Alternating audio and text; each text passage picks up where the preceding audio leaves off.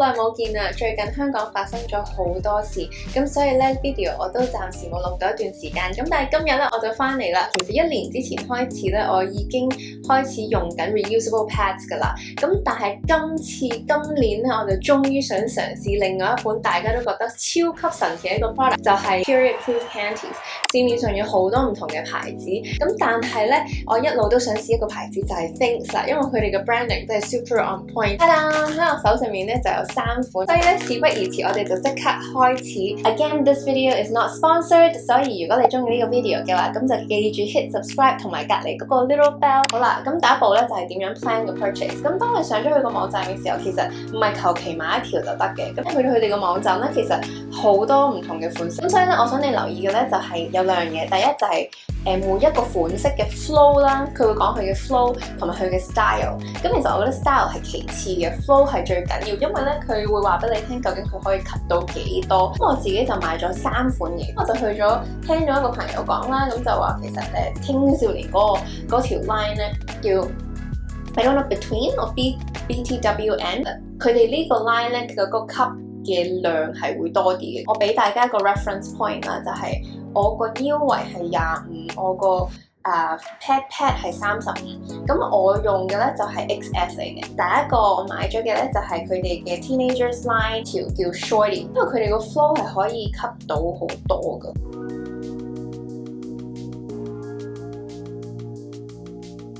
兩浸喺個褲入邊，咁其實呢條咧就比較 secure 啲啦。另外一款咧我就買咗呢一隻咧就係 Bikini。其實咧我係已經洗咗，咁但係因為我為咗俾大家睇下個包裝，所以將佢塞翻落去。其實我已經用過一次㗎啦，超級靚啦後面。咁但係好可惜就有膠。咁佢嗰個 elastic 嗰邊咧都係幾舒服嘅，即係唔會話痕咁樣咯。着完之後，另外一個咧比較少少令面，唔係好厚。究竟你需要揀幾多條先夠咧？我就想試下啦，咁所以就買咗3條。其實3條應該可以夠你1至2日咯。咁好啦，買完啦。咁最重要嘅問題就係咁究竟佢 work 唔 work 咧？咁我而家就喺呢度一一咁樣解答啦。第一個問題就係 Does it leak when it's heavy flow？ 佢會唔會漏咧？就因為咧我買嘅時候咧洗唔切，咁我就啱啱 miss 咗頭嗰1、2日，但係之後第3至第5日咧我都着 Thinx。 Hey guys, so this is the 3rd day of my period. And usually on the 3rd day I'm pretty light already, but this is also the first day I'm trying Thinx, and I'm just only wearing one single layer of underwear when I'm on my period, and it's just really weird now. I'm always worried that I will spill because it literally feels like you're wearing nothing.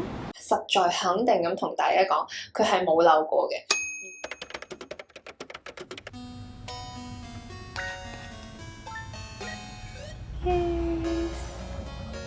我諗冇咁多 M 啩，一次過。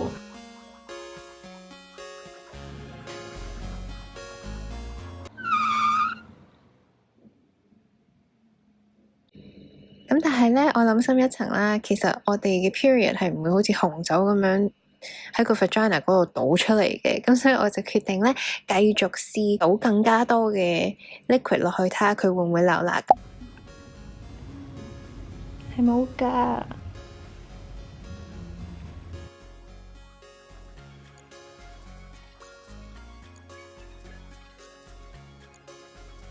咁但係呢條咧就唔係我諗住應付 heavy flow 嗰一條 shorty 嚟嘅，咁所以我覺得如果呢一條都 handle 到20ml 嘅話咧，應該嗰一條 shorty 厚啲，應該更加好嘅。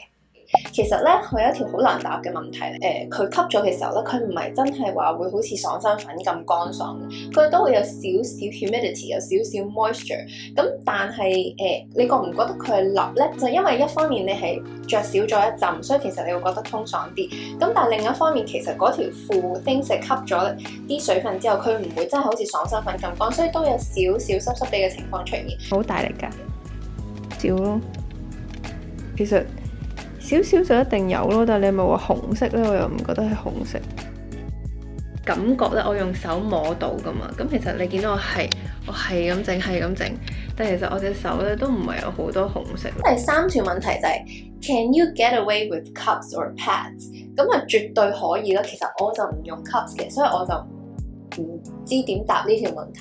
咁但係你話可唔可以 get away without pads？ 其實係完全可以嘅。How many times do you have to change it？ 我諗咧如果 heavy 呢個幾日其實應該一日係要換2至3條到嘅，因為我比較 light 呢個幾日咧，其實我覺得一日應該要着2條，即係一日要換1次咯。咁所以如果係比較 heavy 啲嗰幾日咧，我諗2至3條係基本。Does it keep it odor free or does it smell？ 我覺得點樣講咧 ？Inevitably 佢一定有少少味咯，因為佢始終都係吸咗一啲血或者吸咗一啲分泌，因為佢都係通爽少少，所以佢嗰種味其實冇平時 M 巾咁大陣，我覺得少啲。其實我試嘅時候一路都冇味，可能係直到第4個鐘、第5個鐘嘅時候，佢會有少少味，真係好少嘅味，就唔似得你平時 M 巾有比較大陣嘅味，因為 M 巾你仲要係連埋啲膠嗰啲味。咁就係如果你真係決定要去試嘅時候，你需要留意啲乜嘢？你要 plan 好每一日究竟要帶邊幾條出街啦，咁同埋你要 plan 下你嘅 wash cycle。其實咧佢會教你咧，其實咧你每一次用完之後咧，你係需要盡快翻到屋企嘅時候就沖一沖水。第一次洗啦，我喺用機洗。第一次洗嘅時候，其實佢用咗1至1日半先乾嘅。咁所以如果你買咗幾條，但係你冇 plan 到個 wash cycle 咧，你可能第2日就會冇得用咯。而當你要去用 sinks 嘅時候咧，你 make sure 你係可以去到一個廁所係俾你換到褲，因為咧你要除咗你自己條褲或者你嗰日着裙就最好啦。但係你如果要着褲嘅話，你要除咗條褲啦，你要除咗條底褲啦，再換一條新嘅底褲。如果你個情況唔容許嘅話咧，你着咗 sinks， 另外上面加個 reusable pad。